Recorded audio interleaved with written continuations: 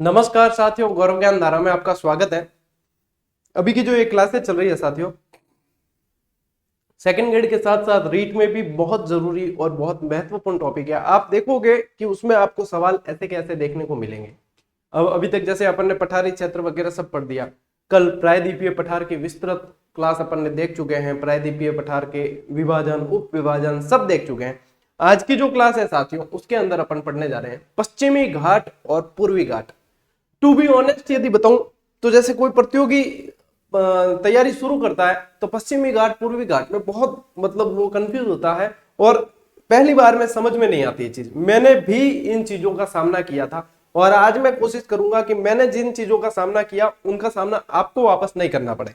ठीक है, तो पश्चिमी और पूर्वी घाट में अंतर देखते हुए अपन पढ़ेंगे, बिल्कुल लोकेशन को देखते हुए कि कहां से कैसे प्रश्न बनते हैं, क्या अंतर हमें ध्यान में रखने हैं और यहां से प्रश्न बिल्कुल बनते हैं, ये मान के चलें।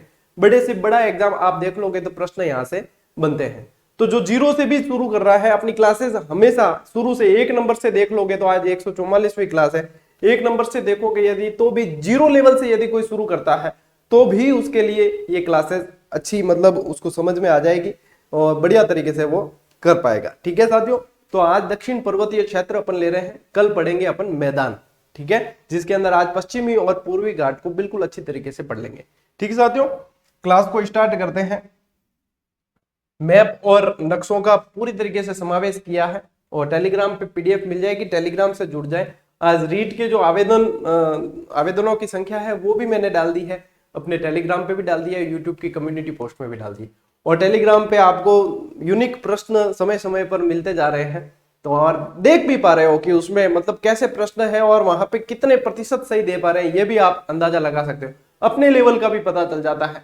तुक्के से सही हो जाना अलग बात है, लेकिन जानते कितना है वो आकलन। इसके अलावा टेस्ट सीरीज आपको दे रखी है, तो टेस्ट सीरीज में भी ऐसे कई सारे प्रश्न है जो हो सकता है कि आपने कहीं नहीं पढ़े हो लेकिन उसके अंदर मिल जाते हैं आपको। तो एक अच्छा अभ्यास भी आपको साथ साथ करवाया जा रहा है। तो कहीं मतलब तैयारी के अंदर यदि ये मत सोचना कि कहीं से हमें कोई कमी महसूस होगी। जहां तक हमारा प्रयास है हर तरीके से तुलुगमा पद्धति जिसे कहते हैं, प्रश्नों को घेरने की, चारों तरफ से घेरा जाए ताकि प्रश्न बाहर नहीं जाए। ठीक है, तो देखो साथियों अपने प्रायद्वीपीय जो भारत है, प्रायद्वीपीय भारत का नक्शा यही है। ठीक है, यानी तीन तरफ पानी से घिरा हुआ है। प्रायद्वीपीय जो भारत है इसका यदि पश्चिमी भाग यदि देखोगे, देखो पश्चिमी भाग कौन सा होता है, ये होता है, और पूर्वी भाग कौन सा होता है, ये होता है। तो पश्चिमी भाग जो है वो वहां पे यानी तटवर्ती जो क्षेत्र है, घाट किसको कहते हैं भाई, गंगा घाट, यमुना घाट, घाट किसको कहते हैं, यानी पानी के पास वाले क्षेत्र है। नॉर्मल समझने की कोशिश करते हैं, पानी के पास वाला क्षेत्र, तो पानी के पास वाला ये है यानी तटीय क्षेत्र है, ये कहलाएंगे घाट यहाँ के। ठीक है, तो ये तो है पश्चिमी घाट और ये है पूर्वी घाट। ठीक है, ये तो है पश्चिमी घाट और ये है पूर्वी घाट। अब देखो ये पश्चिमी घाट है। अब पश्चिमी घाट है ना, ये ऐसा नहीं है कि छोटा सा है कोई घाट है, ऐसा नहीं है, 1600 किलोमीटर लगभग लंबा है यदि इसको देखा जाएगा व्यवस्थित तो। और यहाँ पे यदि देखोगे साथियों तो पश्चिमी घाट में भी पहाड़ियां पाई जाएगी, पूर्वी घाट में भी पहाड़ियां पाई जाएगी। नदियां दोनों घाटों के अंदर है और दोनों घाटों के तट अलग अलग है, बंदरगाह अलग अलग है। ठीक है, यहाँ पे देखोगे तो आपके काठियावाड़ तट जो सौराष्ट्र तट भी कहते हैं, कोंकण तट, कैनरा तट जिसे कन्नड़ तट भी कहते हैं, मालाबार तट जो केरल की खासियत है, ये यहाँ अपने पश्चिमी घाट के तट है। यहाँ पे यदि देख लोगे साथियों उत्कल तट, उत्तरी सरकार तट और कोरोमंडल तट जो पूर्वी घाट के तट है, ये पाई जाती है। पश्चिमी घाट और पूर्वी घाट के मिलन पर यदि देखोगे तो नीलगिरी की पहाड़ियां, नीलगिरी की पहाड़ियां पश्चिमी घाट और पूर्वी घाट के मिलन पर है। ठीक है, और इसकी भी डोडा बेटा जो है वो सबसे ऊंची पहाड़ी है। साथ साथ में आपको सुनते हुए समझते हुए याद रखना है। ये जो आप देख पा रहे हो ये मतलब समझने के लिए बहुत बढ़िया तरीका है, आपके बिल्कुल क्लियर हो जाएगी ये चीज। ठीक है, इसे सह्याद्री भी कहते हैं, सह्याद्री भी कहते हैं। सह्याद्री यानी खनिजों की प्रधानता अधिकता होने के कारण पश्चिमी घाट में, ठीक है, तो इसे सह्याद्री के नाम से भी जाना जाता है। यहाँ की सबसे ऊंची पहाड़ी जो है महेंद्रगिरी है, या अपने इसकी पूर्वी घाट की, जो लगभग यदि देखा जाए तो 1500 मीटर ऊंची है और फिक्स यदि देखोगे 1501 मीटर भी कई जगह लिखा हुआ मिलेगा। ठीक है, यदि अपने पश्चिमी घाट की सबसे ऊंची पहाड़ी देखेंगे तो अन्नाईमुडी, अन्नामलाई पर्वतमाला की अन्नाईमुडी पहाड़ी है। ठीक है ना, तो ये है सामान्य जानकारी। और अब आते हैं अपन व्यवस्थित इसके बारे में और जानते हैं और अंतर देखते हैं कि इन दोनों में अंतर क्या है। अब सामान्य जानकारी में से भी यदि आप देखोगे तो एग्जाम में आपको सवाल कई सारे देखने को मिल जाते हैं। कैसे पता लगाएं कि हम सही तरीके से पढ़ रहे हैं या नहीं? कहीं भी पढ़ रहे हैं आप, पुराने जो प्रश्न आए हुए हैं उन्हें देखिए कि उस लेवल पे हम पढ़ रहे हैं या नहीं, और उससे थोड़ा सा लेवल अपना अपग्रेड होना चाहिए, क्योंकि दिन दिन जो है परीक्षाओं का स्तर बढ़ रहा है, ठीक है ना, प्रश्नों का लेवल बढ़ रहा है, तो उस हिसाब से हमें भी पहले से तैयार होकर रहना पड़ता है। ठीक है, कोरोना की पहली लहर आई तब इतने तैयार नहीं थे, जब दूसरी लहर आई तो अपन ने थोड़ी तैयारी कर रखी थी, मतलब मानव समाज ने, पूरी मानव प्रजाति ने थोड़ी तैयारी कर रखी थी, यानी कि आने वाली जो चीजें हैं उनके लिए पहले से तैयार होना जरूरी है। उसके बारे में यदि अपन पहले अपना आकलन करेंगे तभी तैयार हो पाएंगे। तो इन बातों का साथियों विशेष ध्यान रखना है आपको। ठीक है, चलिए ये देखो, यह पश्चिमी घाट और पूर्वी घाट में विभाजित है। क्या विभाजित है? अपना दक्षिणी पर्वतीय क्षेत्र, यानी कि ये जो पर्वतीय क्षेत्र है ये पश्चिमी घाट और पूर्वी घाट के अंदर विभाजित है। ठीक है, यहाँ की प्रमुख पहाड़ियों में देखा जाए तो अन्नामलई पर्वतमाला, नीलगिरी आ गई, ठीक है, कार्डेमम, पालनी, सेवराय, बहुत सारी है, और भी सेवराय वगैरह, और भी बहुत सारी, कालसुबाई वगैरह, बहुत सारी पहाड़ियां हैं। ठीक है, तो यहाँ पे ये मुख्य पहाड़ियों के अंदर अपन ये ध्यान रख सकते हैं। दक्षिणी भारत की सबसे ऊंची चोटी यदि देखी जाए साथियों, अन्नयमुड़ी है। पूरे दक्षिणी भारत की देखोगे तो अन्नयमुड़ी है। ठीक है, पश्चिमी घाट की चोटी है वैसे ये, तो पूरे दक्षिणी भारत की भी यदि देखोगे सबसे ऊंची जो है अन्नाईमुड़ी है, जो 2695 मीटर इसकी ऊंचाई है, और अन्नामलाई पर्वतमाला की ये चोटी है। तो क्या ध्यान रखना है, दक्षिण में कौन होते हैं? अपन दक्षिण भारतीय कोई व्यक्ति उत्तर भारत में आता है तो अपन ज्यादातर उसे अन्ना कह के बुलाते हैं, सम्मान के रूप में, ठीक है ना, अन्ना कह के बुलाते हैं। तो अन्नाईमुड़ी, ठीक है, ये याद रखना है कि दक्षिणी भारत की सबसे ऊंची चोटी अन्ना की है। ठीक है, अन्नाईमुड़ी है। ठीक है, दक्षिणी भारत की दक्षिणतम चोटी यदि देखी जाए, यानी कि बिल्कुल दक्षिण में यदि देखी जाए, तो वो है साथियों कार्डेमम, और कार्डेमम को ही इलायची कहते हैं। ठीक है, हिंदी में इलायची कहते हैं। तो कार्डेमम की जो पहाड़ियां हैं वो दक्षिणतम पहाड़ियां हैं। यदि इसमें मैं बात करूं कि पश्चिमी घाट की पश्चिमी सबसे ऊंची पहाड़ी, तो कालसुबाई आएगी। बहुत सारे लेवल के प्रश्न बनते हैं, लेकिन थोड़े थोड़े एक एक शब्द का अंतर होता है। आप जैसे अभ्यास आप कर रहे हो ना, तो वहां पे ये शब्दों का ही फेर है। जब शब्दों के फेर को नहीं समझ पाते, नॉर्मली पढ़ते हो, तो आपको लगता है कि मेरा सही है और ये गलत दे रखा है, लेकिन फिर ध्यान से गहन चिंतन और देखते हो कि हाँ वास्तव में कहाँ चूक कर रहा था मैं या कर रही थी मैं, तब जाके आपको पता चलता है कि हाँ वास्तव में शब्दों का कितना फेर है। और इसी वजह से वहां पे एग्जाम में भी प्रश्न गलत होते हैं, और हम ये सोच के आते हैं एग्जाम से निकलने वाला, मतलब 100%, मैं कहूंगा 100% विद्यार्थी जो होते हैं वो ये सोच के आते हैं कि हमने किया है वो सही है। ठीक है, एग्जाम से बाहर आकर शूज पहनते हुए, और मतलब एग्जाम रूम से गेट तक आते आते 4 प्रश्न गलत हो जाते हैं, 4 प्रश्न दिमाग में आ जाते हैं, मतलब शूज तक आते आते ही 2 प्रश्न तो गलत हो जाते हैं कि पेपर में मैंने तो ये गलत किया, पता चल जाता है। फिर गेट तक पहुंचते पहुंचते 4-5 और गलत हो जाते हैं। 1-2 कोई बोल रहे हो तो बहुत कॉन्फिडेंस से लोग बोलते हैं, अरे इसका तो ये है, मैंने पढ़ रखा है, वो अपने वहां पे 4 प्रश्न और गलत। वहां से ऑटो या बस तक जाते जाते 4-5 और गलत हो जाते हैं। रूम तक पहुंचते पहुंचते 4-5 गलत हो जाते हैं। मतलब अपने घर पे पहुंचते पहुंचते तो 50% प्रश्न उड़ जाते हैं, और फिर की मिलाते हैं तब 20% और उड़ जाते हैं, पीछे बचते हैं 30-35%। सामान्यतः ये काफी सारे विद्यार्थियों के साथ होता है, जरूरी नहीं सभी के साथ हो। ऐसा नहीं है कि कई सारे ऐसे भी होते हैं जो कॉन्फिडेंस के साथ में बहुत अच्छी तैयारी करके आते हैं, और घर पे आते आते भी उनके 10% तो वैसे गलत हो जाते हैं, लेकिन काफी सारे उनके सही होते हैं। तो ये गलत तब होते हैं जब हम मतलब बहुत ज्यादा ओवर कॉन्फिडेंस में होते हैं, हमारी तैयारी में कहीं ना कहीं कमी होती है, हम एग्जाम के प्रेशर को नहीं झेल पाते। ये चीजें होती है साथियों, हकीकत बात है, देख लेना आप खुद, आप सबने खुद अनुभव की होगी, मैंने भी की हुई है। ठीक है, और ये हकीकत बात है। चलिए अब ये आ गई साथियों नीलगिरी पर्वत की सबसे ऊंची चोटी। अब देखो इन दोनों को मिलाने वाली नीलगिरी पहाड़ियां, नीलगिरी की सबसे ऊंची चोटी जो है डोडा बेटा है, जो 2637, 2637 ऐसे याद रखें, 26 और फिर 26 के बाद में 36 नहीं लेके 37 लेना, 2637। ठीक है, डोडा बेटा 2637 नीलगिरी की सबसे ऊंची पहाड़ियां। यदि मैं मानता हूं कि सामान्य प्रश्न बनते हैं, तो अपनी इस स्लाइड से ही आपको सामान्य प्रश्न काफी सारे देखने को मिल जाएंगे, जिसमें ये मोस्ट इंपॉर्टेंट है अन्नाईमुड़ी, आपके कार्डेमम और डोडा बेटा, ये मोस्ट इंपॉर्टेंट है। आप पिछले पेपर देखो, पिछले अभ्यास करके देखो, ये मोस्ट इंपॉर्टेंट प्रश्न है। ठीक है, अब अपन थोड़ी सी अब विस्तृत अध्ययन करते हैं। तो ये नक्शा समझ में आ गया आपको, चलिए आगे चलते हैं। ठीक है, इस दौर में, ये जो दौर चल रहा है साथियों, इसमें आप एक तो कमेंट बाजी से, सोशल मीडिया अनावश्यक यूज करने से बचें, क्योंकि बहुत सारे कमेंट में मैं उलझते हुए देखता हूँ, फेसबुक व्हाट्सएप इस पे सब जगह फालतू की बहसबाजी में आप उलझते हो। ये अच्छे विद्यार्थी के लक्षण नहीं है। आपका फोकस होना चाहिए आपके लक्ष्य पर, न कि बहसबाजी में अपने को श्रेष्ठ साबित करना और अगले को उससे कम साबित करना। इसमें कुछ भी नहीं रखा हुआ है, मतलब फालतू के मुद्दों पर आप उलझते रहते हो, ये आएगा कि नहीं आएगा, कौन सी किताब से आया, वो आया, ये सब फालतू की बातें, ये सिर्फ और सिर्फ पीछे करेगी, आगे ले जाने वाली नहीं है। ठीक है, पश्चिमी घाट और पूर्वी घाट, अब अपन करते हैं अंतर। ठीक है, मैंने आपको अंतर के हिसाब से ही लिखा है, आपको भी नोट्स के अंदर ऐसे ही लिखना है, पश्चिमी घाट और पूर्वी घाट। अंतर जब ध्यान में आ गया और अंतर के साथ में पढ़ा है आपने, आपके मैटर क्लियर है। ठीक है, चलिए पश्चिमी घाट, पश्चिमी घाट की यदि देखोगे साथियों, लंबाई जो है वो 1600 किलोमीटर है। ठीक है, पूर्वी घाट कितना, पूर्वी घाट इससे कम है, लगभग 450 किलोमीटर। ठीक है, 450 किलोमीटर के समथिंग है। पश्चिमी घाट के मुकाबले पूर्वी घाट यदि यह देखा जाए तो थोड़ा कमतर ही है। ठीक है, कई मामलों में ये मतलब एक ध्यान में रखने लायक बात है। देखो औसत ऊंचाई की बात करें साथियों, तो औसत ऊंचाई जो है, औसत ऊंचाई की बात कर रहा हूं, औसत ऊंचाई इसकी है अपने 1200 मीटर। यदि देखो कि 1100 से 1300 1350 तक देखने को मिलती है, लेकिन औसत ऊंचाई 1200 मीटर है, एक बीच का आंकड़ा यह है। यहां पे औसत ऊंचाई देखोगे साथियों तो 1100 मीटर, फिर इसकी कम है पश्चिमी घाट के मुकाबले। ठीक है ना, सबसे ऊंची चोटी जो है अन्नाईमुड़ी है।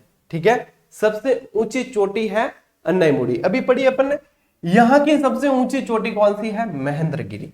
ठीक है, अन्नाईमुड़ी है सबसे ऊंची, दक्षिणी भारत की भी सबसे ऊंची है और पश्चिमी घाट की भी सबसे ऊंची है। पूर्वी घाट की सबसे ऊंची चोटी कौन सी है, महेंद्रगिरी। ठीक है, चलिए यहां पे पश्चिमी घाट पे जो है तीव्र व खड़े ढाल है, ढाल की बात हो रही है, पहाड़ियों की नहीं। ठीक है, पश्चिमी घाट के जो ढाल है, ढलान जो है खड़े और तीव्र है, यानी कि नदियां तेजी से बहेगी, नदियां तेजी से बहेगी, यानी कि नदियों के अंदर कचरा कम होगा, साफ नदियां ज्यादा होगी। लॉजिक देखो, ऐसी कई चीजें हो जाएगी जो मैं आपको थोड़ा दिमाग अपना लगाना पड़ेगा। मैं मान लीजिए यहां लिखवा या नहीं या बताया नहीं, लेकिन थोड़ा दिमाग आपको लगाना पड़ेगा। ठीक है, तीव्र ढाल होने का मतलब ही यही है। ठीक है ना, तीव्र ढाल होने का मतलब भी यही है, यानी कि क्या होगा तीव्र ढाल से। देखो आगे एक और तथ्य आ रहा है जो तीव्र ढाल वाला याद रखना है आपको, मैं बताऊंगा आपको। ठीक है, पहाड़ियां यहाँ की क्रमबद्ध और निरंतर है, ज्यादातर पहाड़ियां क्रमबद्ध और निरंतर। ये बिल्कुल विपरीत, देखो मंद ढाल है, पहाड़ियां लगातार नहीं होकर विच्छिन्न है पूर्वी घाट में। ठीक है, यहाँ की क्रमबद्ध और निरंतर है। बारिश ज्यादा होती है, बारिश ज्यादा होती है। क्यों ज्यादा होगी, क्योंकि अरब सागरीय, पूरे भारत की बात कर रहा हूं, राजस्थान की नहीं, पूरे भारत की बात कर रहा हूं, तो अरब सागरीय वर्षा ज्यादा होती है, लगभग 65%। ठीक है ना, बंगाल की खाड़ी की कम होती है, तो 65%। तो फिर यहाँ पे अरब सागरीय वर्षा ज्यादा होती है, तो फिर ये जो देखने की दिखती बात है कि सह्याद्री, ये जो पश्चिमी घाट है, यहाँ पे वर्षा अधिक होगी पूर्वी घाट के मुकाबले। ठीक है, यहाँ पे वर्षा कम होती है। समझ में आ रही है बात, ये जो है अंतर है, और इस अंतर के रूप में ही आपको याद करना है, बहुत अच्छी तरीके से आपकी ये चीज क्लियर हो जाएगी। फिर देखो तट ज्यादा कटे फटे हैं। ठीक है, अब देखो तीव्र ढाल थे, तट पे क्या था, ढाल कैसे थे, तीव्र और खड़े ढाल, यानी कि नदियां बहुत तेजी से बहती है, साफ सुथरी बहती है। दूसरी बात कि तेजी से बहेगी तो तट कटेंगे। ठीक है ना, तट कटे फटे होंगे। अब तट कटे फटे होने का क्या फायदा है, फायदा है कि नुकसान है, फायदा है। तट कटे फटे होने का फायदा है कि प्राकृतिक बंदरगाह, यानी बंदरगाहों के हिसाब से अनुकूल, प्राकृतिक बंदरगाहों के हिसाब से अनुकूल परिस्थितियां होगी। कटे फटे तट होंगे ना, ज्यादा यदि नहीं है, समान बिल्कुल ऐसे हैं, तो बंदरगाह के लिए अनुकूल नहीं होते इतने, लेकिन कटे फटे तट होने से प्राकृतिक बंदरगाह के लिए बहुत अनुकूल होते हैं। ठीक है ना, पत्तन बंदरगाह जिसे पत्तन कहते हैं, पहला छोटा बच्चा टाबर आज पढ़ता कि बंदरगाह क्या है, कि बंदर और गाय, बंदरगाह यानी एक गाय के ऊपर बैठा हुआ बंदर है, वो बंदरगाह। यहाँ एड दिमाग आ तो। ठीक है, अब फिर बाद में पता चला कि भाई बंदरगाह ये होता है, ठीक है, नाम ही ऐसा है, क्या करें, बच्चे थे उस समय, ठीक है। तो यहाँ पे कैसे होंगे बंदरगाह, बेहतर बंदरगाह होंगे, और यहाँ पे तट जो है कम कटे फटे हैं और बंदरगाह बेहतर ज्यादा नहीं है, ठीक है साथियों। चलिए अब देखो प्रमुख तट जो यहाँ के अपने पश्चिमी घाट के, ये यहां से बहुत प्रश्न बनते हैं, ध्यान रखना, बहुत मोस्ट इंपॉर्टेंट टॉपिक चल रहा है। एक शब्द भी आप नहीं कह सकते यहां से कि ये इंपॉर्टेंट नहीं है, ठीक है, इंपॉर्टेंट नहीं है, वो मैंने शामिल ही नहीं किया। काठियावाड़ तट, जिसे सौराष्ट्र तट भी कहते हैं, ठीक है, सौराष्ट्र तट भी कहते हैं। सौराष्ट्र ये राजकोट गुजरात वाला एरिया है, ठीक है। ये जो है सौराष्ट्र से दमन, सूरत तक मान सकते हो, सूरत से दमन तक मान सकते हो, ठीक है। सौराष्ट्र से दमन तक जो है ये काठियावाड़ तट है, ये क्रमशः है, ठीक है ना, ये क्रमशः ऊपर से नीचे इस क्रम में है भारत के नक्शे में, ठीक है, इस क्रम के अंदर ही है, और ऐसे ही याद करना है, ठीक है। ऐसे याद करने से फिर वही फायदा होगा आपको, ऐसे याद करने से फायदा ये होगा कि जहां पे ये खत्म कर रहे हो वहां पे ये शुरू करना है, जहां पे आपके फिर ये खत्म हो रहा है वहां से ये शुरू करना है, फिर जहां पे ये खत्म हो रहा है वहां से ये शुरू करना है, तो ये फायदा हो जाएगा। जिग जैग, वो मैंने जिग जैग वाला बताया था ना, वो जिग जैग यहाँ पे काम आएगा, इसलिए आपको इसी क्रम के अंदर याद करना है, ठीक है। तो काठियावाड़ तट जो है सौराष्ट्र से दमन तक है।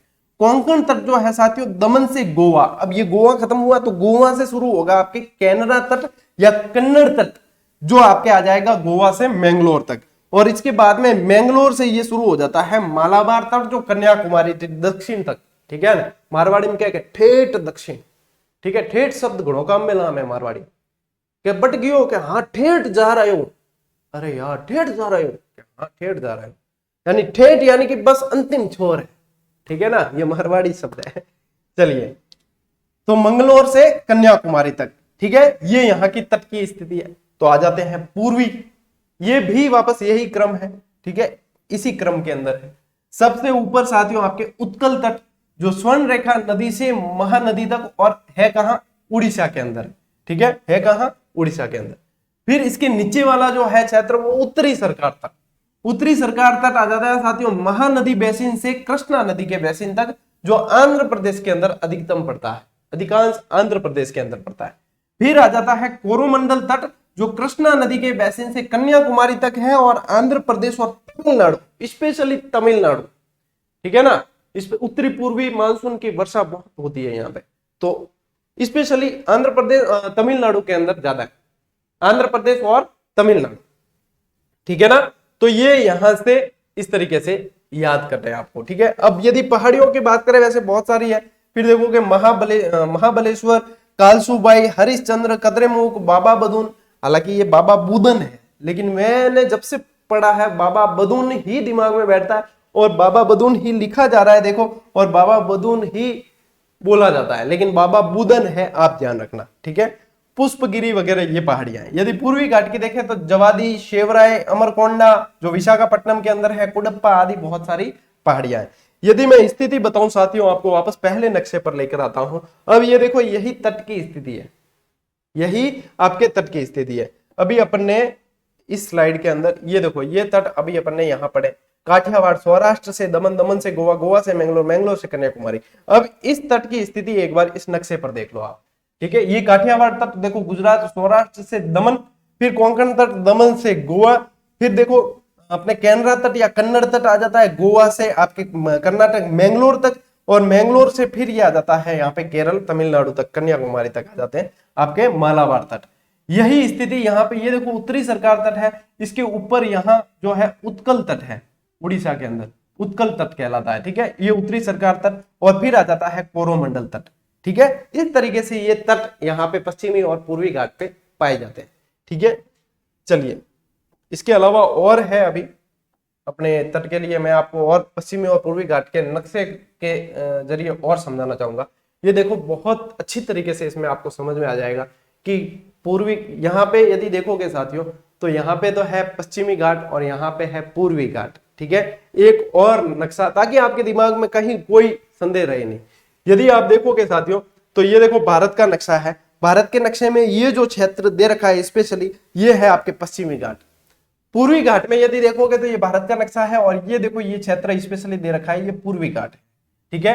अब पूर्वी घाट देखो, उड़ीसा, आंध्र प्रदेश आ गया, तेलंगाना थोड़ा अंदर की तरफ रह जाता है, आंध्र प्रदेश आ गया, ये आंध्र प्रदेश सीमांध्र वाला क्षेत्र, और ये आ गया तमिलनाडु, ठीक है। तो यहां तक जो है आपके ये पूर्वी घाट, ये देखो ईस्टर्न घाट लिखा हुआ है, ठीक है। तो ये आ जाता है आपके पूर्वी घाट वाला क्षेत्र, जो भारत के नक्शे में इसको अलग से करके भी आपको बता दिया है, ठीक है। ये कौन सा है, पूर्वी घाट, ठीक है। अब ये जो है क्षेत्र साथियों, ये है आपके पश्चिमी घाट। अब पश्चिमी घाट वाला ये देखो, ये क्षेत्र आ गया, फिर वापस ये गुजरात, गुजरात से होकर ये महाराष्ट्र, कर्नाटक, केरल, तमिलनाडु वगैरह, ये वाला क्षेत्र आ गया, ठीक है। महाराष्ट्र, कर्नाटक, तमिलनाडु, ये पूरा जो देख रहे हो आप, ये आपके पश्चिमी घाट है। पश्चिमी घाट जो है हॉट स्पॉट है, हॉट स्पॉट यानी जैव विविधता का हॉट स्पॉट है। पूरे विश्व के अंदर जो जैव विविधता के हॉट स्पॉट है, उसमें से अपना ये एक तो हिमालयन क्षेत्र और एक ये पश्चिमी घाट वाले क्षेत्र बहुत महत्वपूर्ण स्थान रखते हैं, ठीक है। तो पश्चिमी घाट जैव विविधता की दृष्टि से बहुत जाना जाता है, विश्व के अंदर अपनी पहचान रखता है। तो ये एक तरीका है याद रखने का। एक और तरीका देखो, अब ये और है, ठीक है। अब इसमें क्या याद रखना है, ये देखो, अब जो मैदान आपने तट पड़े हैं अभी अपन ने, वो देखो सौराष्ट्र से लगाकर ये काठियावाड़ तक, ठीक है, काठियावाड़ी तटीय मैदान, फिर कोंकण आ जाता है आपके, ये दमन तक था, दमन से ये देखो गोवा है ना, फिर ये आ गया वापस मालाबार तटीय क्षेत्र। यहाँ पे यदि देखोगे तो ये उत्कल तटीय क्षेत्र, ये उत्कल का मैदान, ठीक है, ये उत्तरी सरकार तटीय क्षेत्र, ये यहाँ से यहाँ तक, और फिर बाद में कोरोमंडल तटीय मैदान, ठीक है। तो ये आ गए आपके पश्चिमी और पूर्वी घाट के तट। मैंने मेरे हिसाब से बेस्ट बताने की कोशिश की है। उम्मीद ये करता हूं कि यदि सवाल बनता है तो आपके सवाल हर कंडीशन में सही होना चाहिए, यहां पे मतलब गलत नहीं होना चाहिए, और मतलब नंबर प्राप्त करने का सीधा सीधा तरीका है, अब गलत नहीं होना चाहिए। और यही स्थिति अब यहाँ पे यदि आ गए अपन, तो ये है पूरा का पूरा पश्चिमी घाट और ये है आपका पूर्वी घाट, ठीक है। तो ये पूर्वी घाट, ये पश्चिमी घाट, यहाँ पे भी आपके तट दे रखे हैं पूरी अच्छी तरीके से। पीडीएफ शेयर करूंगा टेलीग्राम के अंदर, अच्छी तरीके से देख लेना, ठीक है। चलिए अब आ जाते हैं अपन वापस मुद्दे पर। पश्चिमी घाट अब अलग से देखते हैं, इनकी क्या विशेषता, पूर्वी घाट की अलग से देखेंगे, और ठीक है। हिमालय के बाद साथियों भारत की दूसरी सबसे लंबी पर्वत श्रेणी जो है वो आपके पश्चिमी घाट में, पश्चिमी घाट वाली पर्वत श्रेणी है, ठीक है। हिमालय के बाद यदि अपन पहाड़ियां भी देखें तो पहाड़ियों में एक उत्तरी भारत की हिमालयन वाला वो क्षेत्र पड़ते हैं, और पहाड़ियों में फिर अपन आ जाते हैं सीधे प्रायद्वीपीय भारत, दक्षिणी भारत वाले क्षेत्र को पढ़ते हैं, ठीक है। तो ये हिमालय के बाद में दूसरे स्थान पर। यदि देखा जाए कि पश्चिमी घाट, तो देखो गुजरात, महाराष्ट्र, गोवा, कर्नाटक, केरल और ठेठ तमिलनाडु, कट तक है, ठेठ तमिलनाडु तक, मतलब ठेठ ही है, ठेठ देखो, ठेठ नीचे, ठेठ ऊपर तो लद्दाख और ठेठ नीचे तमिलनाडु है, ठीक है ना। तो ये देखो आपके गुजरात से लगाकर और तमिलनाडु के पश्चिमी भारत वाला हिस्सा है, ठीक है। विश्व में सर्वाधिक जैव विविधता क्षेत्र में शामिल है। बहुत बहुत मोस्ट इंपॉर्टेंट सवाल है जैव विविधता की दृष्टि से, ठीक है। इसे खनिजों की प्रधानता के कारण सह्याद्री के नाम से जाना जाता है। मोस्ट इंपॉर्टेंट लगा देना, सह्याद्री के नाम से जाना जाता है। हिमाद्री तो देखो हिमालय वाला वो क्षेत्र आ गया था आपने, महान हिमालय वाला, और यहां पे आ गया सह्याद्री, ठीक है। 2012 में साथियों यूनेस्को की विश्व धरोहर स्थल की सूची में इसे शामिल किया गया था, पश्चिमी घाट को। तो ये पश्चिमी घाट से संबंधित थोड़ी सी जानकारी और आपको रखनी है। पूर्वी घाट देखो साथियों, उड़ीसा से तमिलनाडु तक, अब ये इस तरफ वाला क्षेत्र है भारत के पूर्वी। यहाँ पे यदि देखा जाए तो दो पर्वत श्रेणियां हैं, इसके मध्य में पाई जाती है, और मध्य में दो पर्वत श्रेणियां पाई जाती है जो अलग अलग नाम से, एक तो वेलिकोंडा और एक पालकोंडा नाम से जानी जाती है, जो अलग अलग पहाड़ियां हैं, ठीक है ना। इसके मध्य में, पूर्वी घाट के मध्य में पाई जाती है।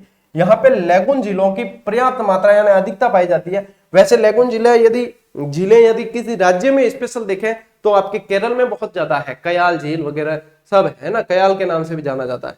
तो लैगून झीलें क्या होती है, मतलब समुद्र का जल जो है, समुद्र का जल किसी स्थलीय आकृति द्वारा अलग हो जाता है, थोड़ा सा अलग, वो एक झील का रूप ले लेता है अलग होकर, तो वो कहलाती है लैगून झील, ठीक है। तो दिखती बात है कि लैगून झीलें कहाँ होगी, समुद्र के पास में होगी, पूर्वी घाट पे बहुत पाई जाती है। अब उनमें से कुछ प्रमुख लैगून झीलें हैं, जो चिल्का उड़ीसा की है, और आपको पता है कि खारे पानी की सबसे बड़ी झील है, खारे पानी की सबसे बड़ी झील है, ठीक है, चिल्का उड़ीसा। पुलिकट तमिलनाडु के अंदर है और कोलेरू आंध्र प्रदेश के अंदर है, जो दलदली क्षेत्र का निर्माण करती है, कल की क्लास में अपन ने पढ़ा था, ठीक है। इसके अलावा साथियों ये मोस्ट इंपॉर्टेंट पॉइंट है कि पूर्वी घाट और पश्चिमी घाट के मिलन को नीलगिरी की पहाड़ियां, या मिलन पे नीलगिरी की पहाड़ियां पाई जाती है, और नीलगिरी की पहाड़ियों में सबसे ऊंची चोटी डोडा बेटा है, ठीक है। 26 37, 26 के बाद 36 नहीं करके 37 करना है, ठीक है ना। तो ये डोडा बेटा वाली ये भी आपको ध्यान रखनी है। चलिए अब आ जाते हैं अगली स्लाइड पर। अगली स्लाइड पे साथियों प्रायद्वीपीय भारत के कुछ दर्रे पड़ते हैं। हालांकि दर्रों के अंदर मैंने इसको बताया था आपको व्यवस्थित तरीके से, लेकिन थोड़ा सा और व्यवस्थित तरीके से यहाँ पे बता देते हैं। कुछ नहीं पूछते, पालघाट थालघाट ये पूछते हैं, बोरघाट वगैरह 4-5 दर्रे पूछते हैं और यही याद रखने हैं, ठीक है। तो देखो थाल घाट, सबसे पहले मैंने आपको ट्रिक बताई थी, थाल में मुन्ना, ठीक है, थाल में मुन्ना। मारवाड़ क्षेत्र में ना पहला बाल विवाह घना हालता, बाल विवाह घना हालता, जनपद का ही करता कि थाल में बीटा बीटा पन्ना देता छोरा छोरियां, ठीक है। तो थाल में पन्ना देता, थाल में छोटो टाबर है तो भी ने कहीं कहवे थाल में मुन्ना, मुंबई से नासिक। अब एक भाई कमेंट करियो कि सर आप इसे कंफर्म करिए, ये थाल घाट में ये नहीं आता है फलाना फलाना। अरे भाई कंफर्म करियो ये है 10 बार, अब पढ़ना कोई अभी तो स्टार्ट किया नहीं, ठीक है ना। तो कंफर्म आप थोड़ा सा करा करें, उसके बाद बस कमेंट करने से क्या मिलता है, धड़ाधड़ पहले अपनी पूरी तसल्ली किया करो, कमेंट करो, हजारों छोरा देखे हल्की किनी वे थारी हल्की वे पता, ठीक है ना, कि भाई इसको ही पता नहीं कि देखो। तो थालघाट मतलब आप कहीं भी देख लो यही है, ट्रिक से याद करना कुछ भी नहीं है। थालघाट मुंबई से नासिक, थाल में मुन्ना। बोरघाट आपको इतना बढ़िया तरीके से बताया कि ट्रक ड्राइवर निकलते हैं मुंबई से, और मुंबई से निकलते हैं और पुणे यानी रात को निकलते हैं और भोर होते होते पुणे पहुंच जाते हैं, यानी कि सुबह होते होते पहुंच जाते हैं, तो बोरघाट दर्रा, ठीक है। तो ये तरीका है बोरघाट और थालघाट। कंफ्यूज होने का कहां काम है। पालघाट दर्रा कोयम्बटूर से कोच्चिन, ठीक है। सीनकोट दर्रा तिरुवनंतपुरम से मदुरई तक है, और सयान घाट केरल से तमिलनाडु। ऐसे भी याद रख सकते हो, ऐसे भी याद रख सकते हो। इसको क्या करना है, सयान केत केरल से तमिलनाडु, ठीक है। याद रखने के तरीके हैं अलग अलग। चलिए यही चीज थोड़ी सी अपन यहाँ पे इस नक्शे पर देख लेते हैं। देखो अब ये सह्याद्री पश्चिमी घाट को कहा गया है, ठीक है ना। तो उत्तरी सह्याद्री दक्षिणी सह्याद्री अलग अलग बांट रखा है। 16 डिग्री उत्तरी अक्षांश जो है इस बीच में से निकलती है, ठीक है। कालसूबाई यदि देखा जाए पश्चिमी घाट की पश्चिम की सबसे ऊंची चोटी है कालसूबाई, महाराष्ट्र के अंदर, ठीक है ना। ये कद्रमुख की पहाड़ियां कर्नाटक वाली, पुष्पगिरी, ये पालघाट दर्रा देखो पालघाट, ठीक है, ये रहा पालघाट। पालघाट कोयम्बटूर से कोच्चि, ये पालघाट। ये नीलगिरी की पहाड़ियां, और इस नीलगिरी की पहाड़ियों में अपने डोडा बेटा। ये देखो इलायची की पहाड़ियां जो दक्षिणतम पहाड़ियां हैं, ठीक है। ये देखो सीनकोट जो है दर्रा वो तिरुवनंतपुरम से मदुरई तक है, ये इस जगह लोकेशन इसकी है। थालघाट दर्रा जो है मुंबई से नासिक, और ये लोकेशन है देखो मुंबई से नासिक जाने, मुंबई नासिक कोलकाता जाने वाला रूट है।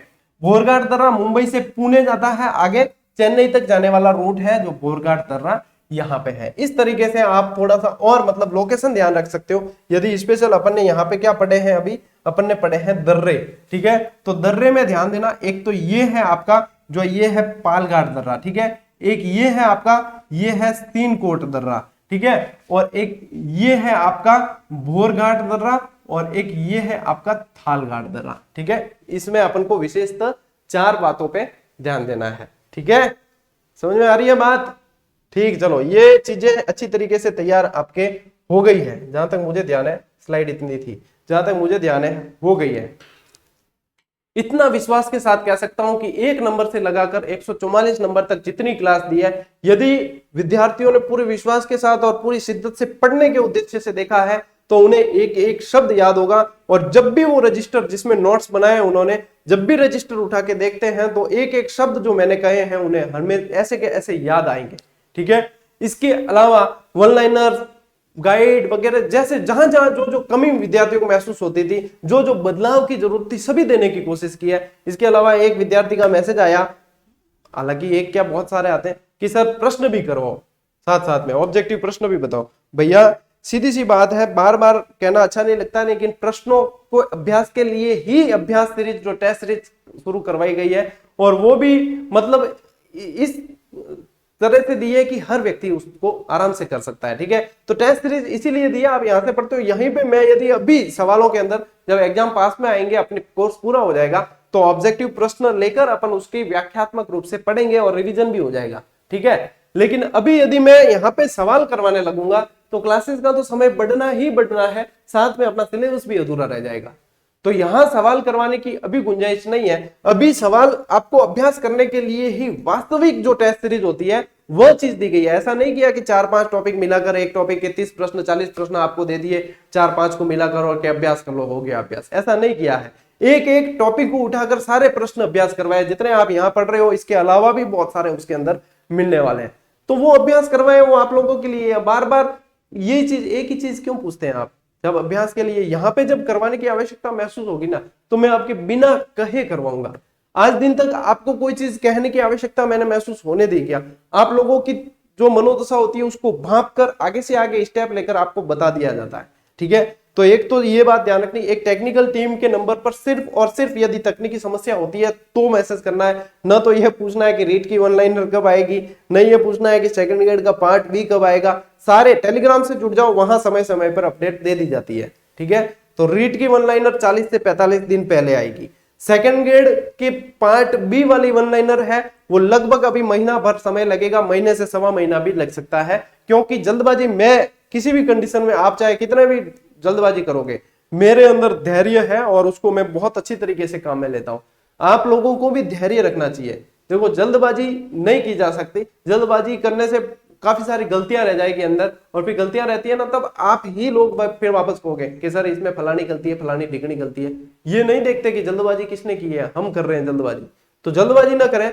रिवीजन बूस्टर के रूप में आपको रेट की वन लाइनर देने का इरादा है, और आप हकीकत पाओगे कि वास्तव में सर हमें जो अंतिम 40 दिन में जो चीज पढ़नी थी वही आपने निचोड़ दे दिया है। इतना विश्वास के साथ मैं कह सकता हूं। तो जब आपको विश्वास है तो आपको इंतजार भी करना पड़ेगा, क्योंकि अब ऐसा तो है नहीं कि आप एक सिर्फ मतलब एसएसटी के भरोसे बैठे, उसके अलावा 90 नंबर कवर करने हैं आपको। साइकोलॉजी पढ़िए, आप लैंग्वेज पढ़िए, दोनों को तैयार करके रखिए, और एसएसटी भी आप गाइड वगैरह पढ़ ही रहे हो भाई, आपके पास में सामग्री तो ऑलरेडी है।